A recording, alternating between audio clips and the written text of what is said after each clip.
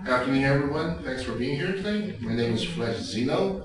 Tell you a little about myself. My topic today is going to be modality and morality. Just for a show of hands, both in-world and out-of-world, how many people are here looking for a way to fund their nonprofit effort? And how many people are here thinking this is an ethical discussion about being a supermodel?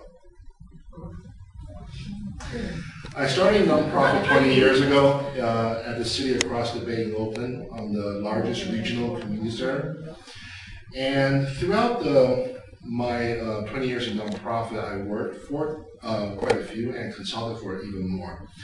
One of the things I'm always struck by is the amount of enthusiasm and dreams people have investing in the organization, and how many of them don't take into full account the financial and business implication of their decision and their plans. That's why I'm actually getting my master's degree in business administration, trying to put some discipline into myself for financial control and to really put in numerical consequences to the things we do as a charity-based, public beneficial corporation. The presentation today is going to be mostly about the model we do to raise funds in Second Life.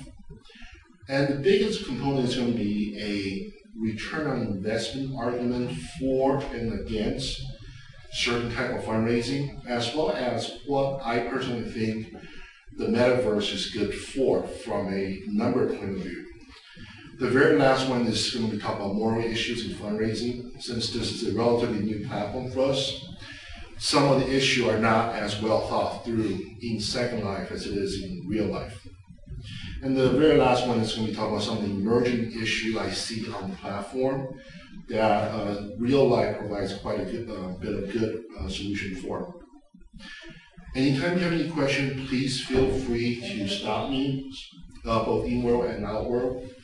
When I started my MBA program, most of the business-centered student was really confounded by why I was doing there. So they asked me to explain the rationality of having a nonprofit student in the business program.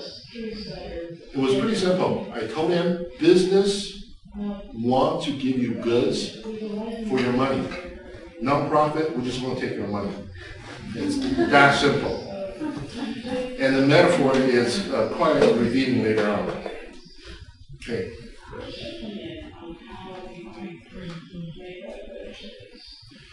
There's 5 dominant models for fundraising in the world. The first one is the ubiquitous donation box. This is the simple one-print script object you put in front of your office and hoping people will come in and put some money in. This is low cost and relatively ineffective. It's difficult to see anybody generating enough money to pay for their in-world activity. The second one is event-based fundraising. This comes in 2 forms. The really large one, like the Relay for Life American Cancer Society just did, or the weekly hop-a-thon most nonprofits have in their office, inviting people to come over and dance and contribute money. This is a great way to generate donor fatigue. You will see the amount of donation drop off exponentially. The more you have your event, the less interested people become in giving. They come for the socialization, and eventually they stop coming because they feel a sense of obligation. The third one is a combination of innovation and concern for me.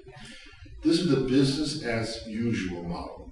This is where somebody in a nonprofit has a good idea. They want to raise funds for their organization, selling product in-world, or rent out property for in-world. I have personally helped a nonprofit in-world to help them market their rental property in Second Life. And this is where my discomfort comes from. They're paying a $295 a month tier. They want to rent the apartment out to raise around $400 of total gross income, which means they get $100 a month if we can rent everything out. On their solicitation, they're saying if you rent from us, you're helping to donate to this organization. But the first 75% of the income up to $400 goes to limited lab.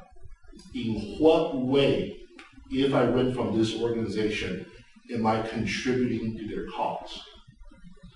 This is more of a problem for rental model, not so much for virtual goods such as hair, flexi skirt, or prefab housing. But this is going to be a problem as more people going into Second Life thinking they can raise money this way. And there's also some problem with taxation, because if you run a business that's a competitive one to a for-profit one, you're liable for taxation. The real life consequence is you will be spending $18 an hour of accountant time trying to justify why you have to spend, you make $45 in the last 3 months. How are you going to report that? The fourth one is a portion of the proceeds goes to, and I think this is where the excitement is for raising money for nonprofit. And the fifth one is another dubious emergence of a trend I think you will all find interesting. A portion of the proceeds goes to comes in two flavors. First one is when you work with a content creator, somebody who believes in your cause, and they're willing to give a portion of whatever sales they make on the product for your organization. This is a wonderful model. We see this in real life, and I encourage more nonprofits to pursue this model in Second Life if they can find a content creator that matches up what they do. This is just a great way. The only thing I want people to be really careful when they raise this model is to specify who's benefiting from what. This was an image taken out of outside the Northwestern Animal Shelter program in NPC.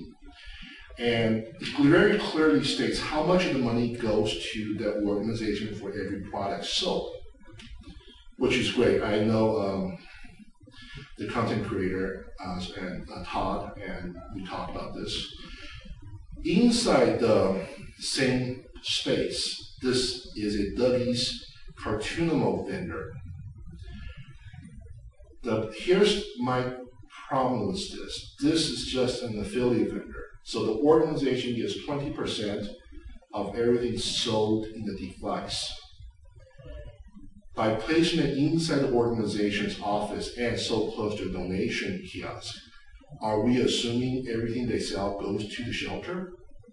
I personally talked to Dougie, a past client of mine, and he said it was just a regular affiliate vendor. In this scenario, the organization is generating money, but the end consumer doesn't really know. There's no transparency about what they're donating to and what they're buying. This is a relatively benign case where organizations are trying to make a little bit more money. In more severe case, what if an unreputable content creator puts the affiliate deal with a nonprofit, where the nonprofit gets 5 to 10% of the total sale item, and the content creator is asking the nonprofit to promote their product actively in their mailing list or group IM. Where is the charity in that? So this is something I think nonprofits need to be aware of when they try. It's not worth it's not part of the mission, and it derails them from what they're trying to do. Any question or comments so far?